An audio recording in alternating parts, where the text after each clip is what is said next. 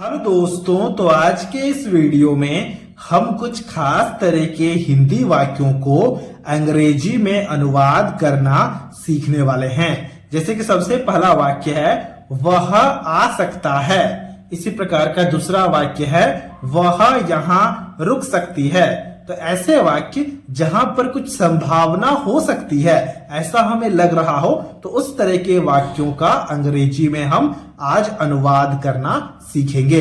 तो सबसे पहले वाक्य से शुरुआत करते हैं। सबसे पहले वाक्य में लिखा गया वह आ सकता है, यानी कि उसके आने की संभावना है। तो सबसे पहले हम यहां पर वह के लिए लिखेंगे ही क्यों लिखेंगे?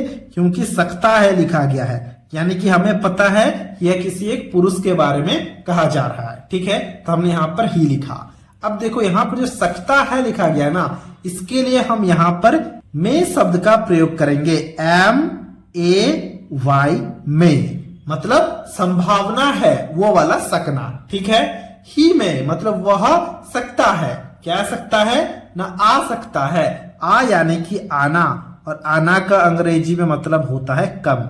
तो हमने यहां पर कम लिखा। ही में कम हो जाएगा वह आ सकता है का अंग्रेजी में अनुवाद। इसी प्रकार से यहां पर दूसरे वाक्य को देखना। दूसरे वाक्य में लिखा गया है वह यहाँ रुक सकती है। यहां पर भी संभावना वाले बातें हो रही है, तो इसलिए हम क्या करेंगे ना, क्योंकि सकती है लिखा गया है तो इस वह के लिए सी लगेगा। ये हमें पता चल गया, तो हमने यहां पर सी लिखा। फिर जो सकती है लिखा गया है ना, उसके लिए हम में शब्द का प्रयोग करेंगे। में शब्द का प्रयोग क्यों करेंगे? क्योंकि यहां पर भी हमें संभावना वाले बातें नजर आ रही हैं, तो हमने यहां पर में लिखा। सी में मतलब वह सकती है। क्या सकती है ना, रुक सकती है। रुकना का अंग्रेजी में मतलब होता है स्टे, तो हमने यहां पर स्टे लिखा। सी में स्टे मतलब वह रुक सकती है। कहां रुक सकती है ना, यहां रुक सकती है। यहां का अंग्रेजी में मतलब क्या होता है? यहां का अंग्रेजी में मतलब होता है हेयर, तो हमने यहां पर हेयर लिखा। सी में स्टे हियर हो जाएगा वह यहां रुक सकती है का अंग्रेजी में अनुवाद। इसी प्रकार से यहां पर तीसरे वाक्य को देखना। तीसरे वाक्य में क्या लिखा गया है? तीसरे वाक्य में लिखा गया है यह हो सकता है। यह का अंग्रेजी में मतलब क्या होता है? यह का अंग्रेजी में मतलब होता है दिस, तो हमने यहां पर दिस लिखा। यहां पर भी देखो संभावना वाले बातें हैं, तो हम क्या करेंगे ना, इस सकता है के लिए हम लिखेंगे मैं, दिस में। ठीक है, फिर देखो लिखा गया हो यानी कि होना, और होना का अंग्रेजी में मतलब होता है हैपन, तो हमने यहां पर लिखा हैपन। दिस में हैपन हो जाएगा यह हो सकता है का अंग्रेजी में अनुवाद। इसी प्रकार से चौथे वाक्य को देखना। चौथे वाक्य में लिखा गया है वे अभी खेल सकते हैं। यहां पर भी संभावना है खेलने की। ठीक है, तो हम क्या करेंगे ना, वे के लिए हम यहां पर लिखेंगे दे। तो सबसे पहले हमने वे के लिखा दे।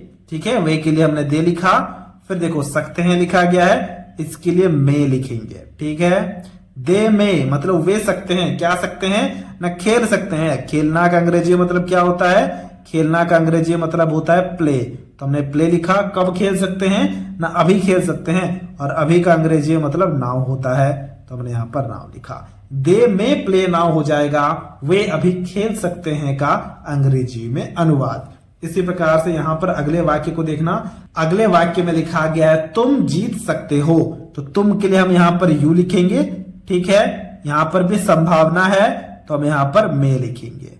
ठीक है, यू में मतलब तुम सकते हो। क्या सकते हो ना, जीत सकते हो, और जीतना का अंग्रेजी मतलब होता है विन, तो हमने यहां पर लिखा विन। यू में विन हो जाएगा तुम जीत सकते हो का अंग्रेजी में अनुवाद। इसी प्रकार से छठे वाक्य को जरा ध्यान से देखना। छठे वाक्य में लिखा गया है वह जा सकती है। अब इसके ट्रांसलेशन को अभी आपको खुद से करना है। यहां पर जो वह लिखा गया है ये किसी एक स्त्री के लिए लिखा गया है, इसलिए यहां पर ही नहीं, यहां पर आपको सी शब्द का प्रयोग करना होगा। ठीक है, ये मैंने यहां पर लिख दिया। अब आप इसके ट्रांसलेशन को आसानी से कर सकते हो। ट्रांसलेशन को खुद से करना है और हमसे जरूर से जरूर शेयर करना है। तो ये था आज का वीडियो। अगर आपको ये वीडियो अच्छा लगा है तो इस वीडियो को एक लाइक जरूर से जरूर कर देना, और कुछ इसी प्रकार के वीडियोस को देखने के लिए आप हमारे चैनल को भी सब्सक्राइब कर सकते हो।